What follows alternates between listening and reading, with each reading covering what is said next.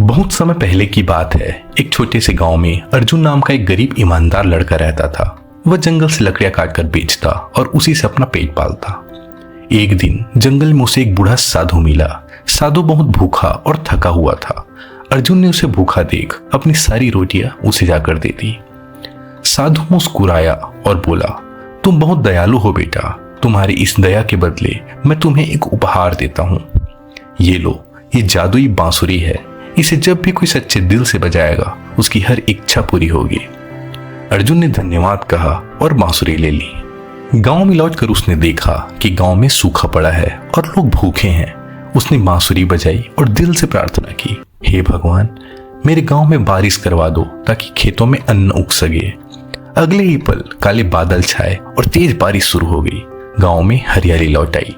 इसके बाद अर्जुन ने कभी अपने लिए कुछ नहीं मांगा। वो हमेशा दूसरों के लिए ही प्रार्थना करता रहा। बीमारों के लिए दवा, बच्चों के लिए किताबें और बुजुर्गों के लिए खाना। धीरे धीरे उसका गांव खुशहाल गांव बन गया। लेकिन एक दिन गांव के बाहरी इलाके से लौटे जमींदार राणा साहब को जादुई बांसुरी की बात पता चली। वह बेहद लालची और घमंडी था।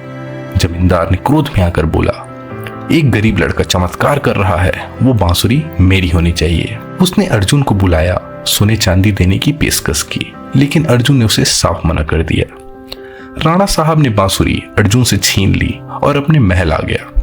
राणा साहब ने महल में बांसुरी बजाई। हे बांसुरी, मुझे सबसे अमीर आदमी बना दो। मेरे पास खूब सारी दौलत, सेना और महल हो।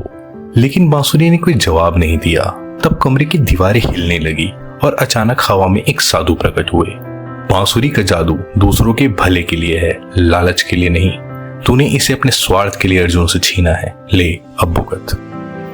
साधु के ऐसा कहते ही बांसुरी जलने लगी और राख बनकर हवा में गायब हो गई। अर्जुन दुखी हुआ कि बांसुरी चली गई, लेकिन गांव वाले बोले, बेटा, जादू तो तेरे दिल में था, बांसुरी नहीं है तो क्या हुआ, तू अब भी हमारा मसीहा है। अब अर्जुन ने गांव के बच्चों को ईमानदारी, सेवा और सहयोग का पाठ सिखाना शुरू किया। सच्चाई, सेवा और निस्वार्थ प्रेम ही सबसे बड़ा जादू है।